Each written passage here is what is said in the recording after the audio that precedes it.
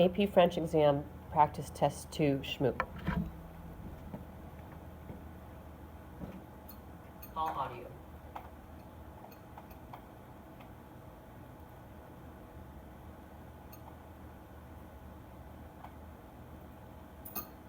Qu'y a-t-il donc, mon ami? Que parle, songez, Maxime. Tu es en grand deuil. Est-ce que...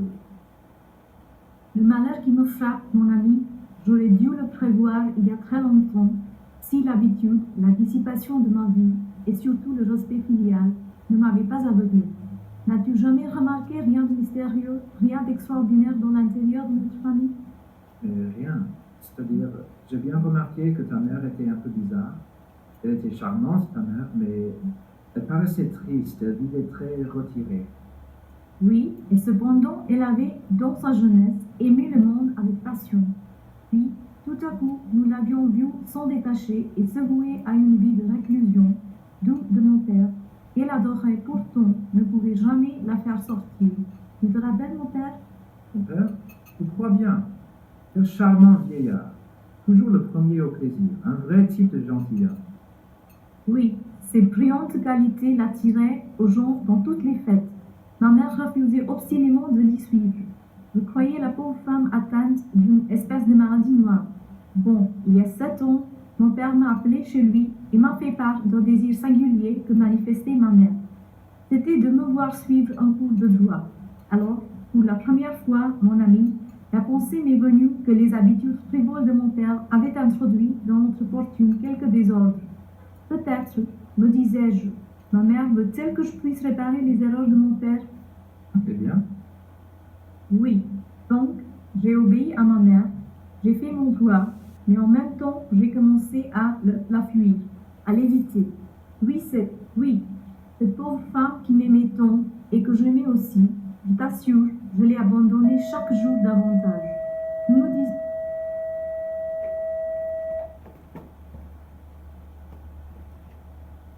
disions, mon père et moi, qu'elle n'était pas malade, qu'elle avait des manies.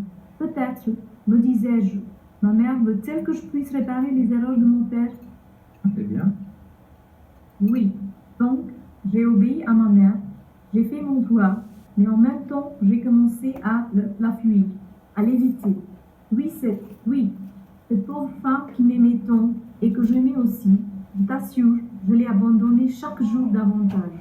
Nous nous disions, mon père et moi, qu'elle n'était pas malade, qu'elle avait des manies. Nous n'étions jamais si heureux que quand nous sortions hors de cette pauvre maison où l'on vissait cette malade éternelle. Et puis, un jour en rentrant, nous avons trouvé, elle était morte. Mon ami, me laissant un remords qui ne finira pas.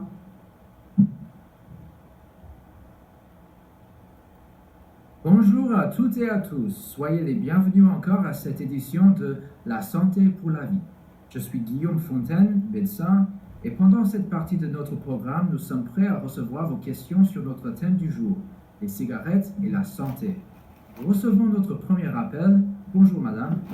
Bonjour, docteur Fontaine. Merci de m'accueillir à votre programme. Avec plaisir. Allez-y, quelle est votre question aujourd'hui?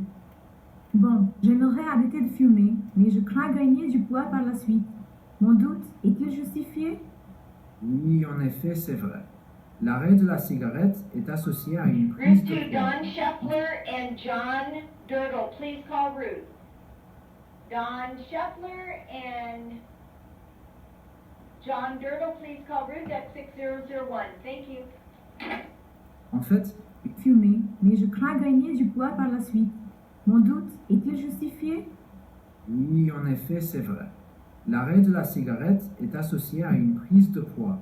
En fait, une différence moyenne de 4 à 5 kilos a été constatée entre les fumeurs et les non-fumeurs. 5 kilos, c'est beaucoup. Oui, peut-être, mais il ne faut pas ignorer que la cigarette est une drogue. La nicotine, la substance active du tabac, est un puissant stimulateur du système nerveux central. Elle augmente la production de plusieurs types de neurotransmetteurs, notamment la dopamine.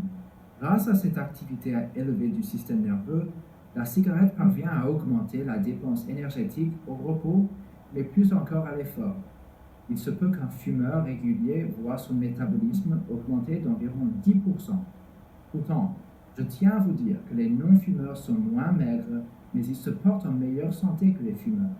Même si les fumeurs sont effectivement plus maigres, la distribution de leur graisse corporelle est fortement altérée. La nicotine perturbe l'équilibre hormonal et augmente la résistance à l'insuline. Ainsi, les cigarettes favorisent les risques de diabète et le déséquilibre entre les hormones mâles et femelles. Ce dernier a l'effet d'accroître la quantité de graisse viscérale, c'est-à-dire la graisse du ventre. La graisse viscérale est directement liée au risque de maladies cardiovasculaires. Donc finalement, les fumeurs courent les mêmes types de risques que les personnes obèses, le diabète et la maladie cardiaque.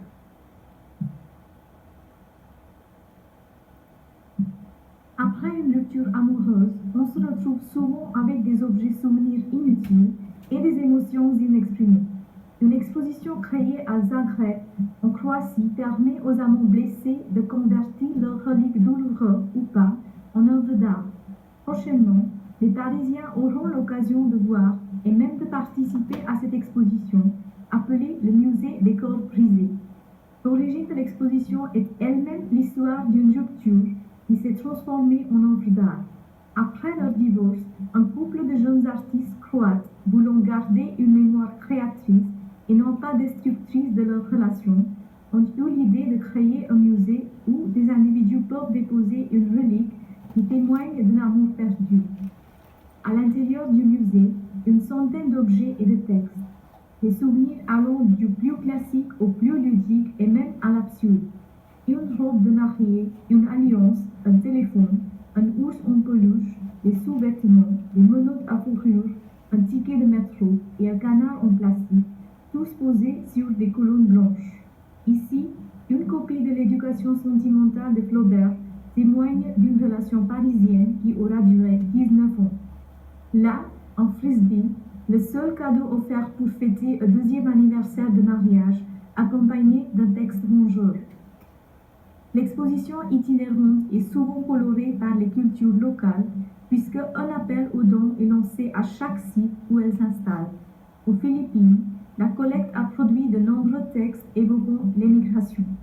Dans les balcons, les objets reçus témoignent de la guerre, comme une prothèse de genou d'un invalide de guerre tombé amoureux de son assistant local. À Paris, les textes recueillis sont plus introspectifs et il semblerait que les relations qu'ils décrivent se font et se défendent très vite, au rythme d'une grande ville où les jeunes vivent rapidement. Les objets présentent aussi des thèmes universels, tels que le désespoir et la colère. Mais loin d'appuyer que les sentiments négatifs, le musée donne l'opportunité de surmonter ses émotions par un acte créatif en contribuant à sa collection. L'humour et l'ironie trouvent leur place aussi parmi les représentations, dont l'effet est plutôt cathartique. L'exposition offre ainsi une expérience inédite, à la fois intime et universelle, qui bouscule les frontières de l'identité, de la culture et des disciplines artistiques.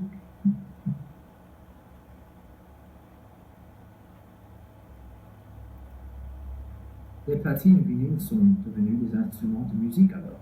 Je n'y attendais pas du tout. J'admets que j'avais des forts doutes quand tu m'as invité à voir le concert de DJ. Je pensais que les DJ faisaient leur truc uniquement cachés au fond du club et non pas pleinement en scène. Les ordinateurs ont tout changé.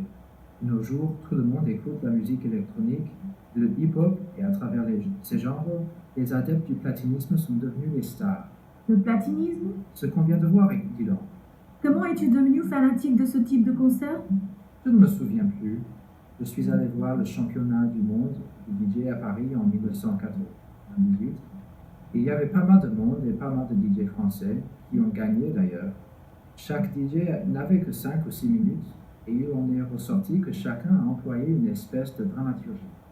Les performances étaient intenses avec une intro, un zénith, une fin et surtout de l'interaction avec le public. Ces DJ-là ont joué bien plus que 5 ou 6 minutes. Oui, bien sûr. Tout a évolué. Au début, personne ne comprenait ce que faisaient les DJ. J'ai assisté à l'un des premiers spectacles véritables au milieu des années 2000 et ils ont dû prendre le micro parfois pour expliquer ce qu'ils faisaient. Après, certains d'entre eux ont disposé des caméras retransmettant leurs mains sur chaque platine. Ils ont comblé leur présentation par leur présence très physique et un important show lumière. Ce qu'on a vu tout à l'heure avec ces trames vidéo a dû nécessiter plusieurs semaines de répétition. Oui, carrément. Le spectacle d'aujourd'hui est millimétré, laissant de rares places à l'improvisation. Tu as vu? Pour chaque titre, il y avait des formes affichées à l'écran qui naissaient, évoluaient et mouraient de façon synchronisée avec les sons. C'était vraiment un spectacle lisible. On comprend mieux qui fait quoi. J'ai entendu dire que derrière la scène, un vidéaste gère en direct une dizaine de sources vidéo. Le point de départ d'une image est toujours le sample, qui raconte déjà une histoire. Les images racontent une histoire avec un narrateur, le DJ. Le DJ est devenu un metteur en scène et en image alors?